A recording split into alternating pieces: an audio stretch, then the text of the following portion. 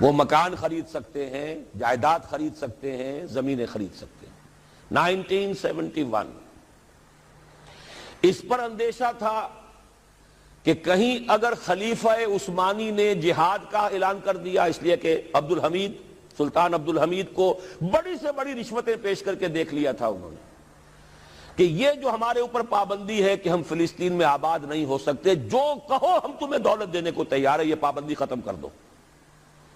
سلطان عبد الحمید ویسے جو بھی کچھ تھے چھوڑ دیجئے، لیکن یہ کہ اس نے کہا کہ جو معاہدہ عمر نے کیا تھا رضی اللہ تعالی عنہ، میں پیچھے نہیں جاؤں گا، لہذا خلافت ختم کروا دی۔ اور کروائی کس کے ہاتھوں؟ ایک مسلمان کے ہاتھوں، اس لیے کہ فری میسن تھا مصطفیٰ کمال پاشا، فری میسن، یہ سب یہودیوں کے ادارے۔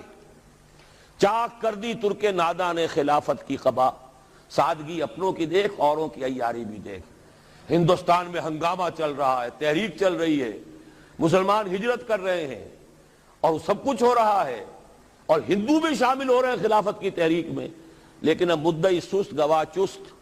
جب مصطفیٰ کمال نے خود ختم کر دی تو سب پانی پڑ گیا آگ کے اوپر، اب کیا بولیں، کس کو برا کہیں۔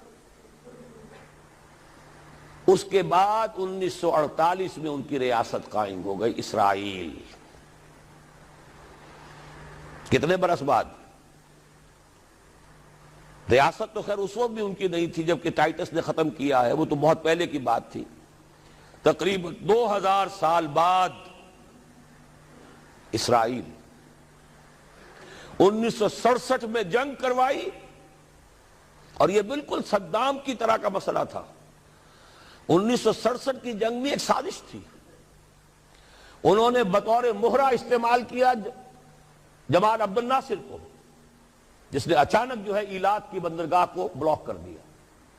1967 اس پر جھپٹا مارا ہے اسرائیل نے، ادھر سے سینائی لے لیا، ادھر سے گولان ہائٹس لے لیے، ادھر سے جو ہے ویسٹ بینک آف یروشلم، ویسٹ بینک آف جارڈن لے لیا۔ یہ سن 67 کی بات ہے۔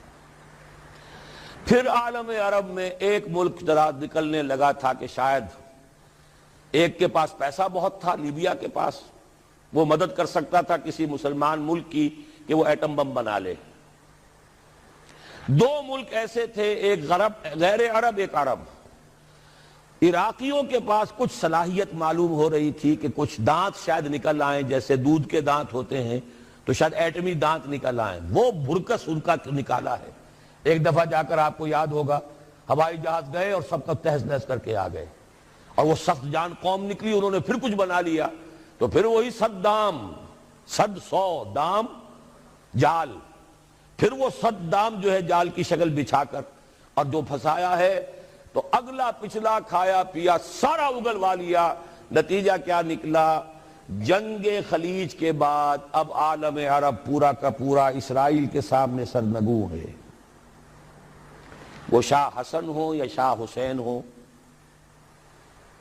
کچھ تو پہلے ہی اپنے تھے، چاہے شاہ فہد ہوں اور چاہے حسنی مبارک ہوں، اب رہ کون گیا؟ اس سے بڑی ذلت کوئی ہے؟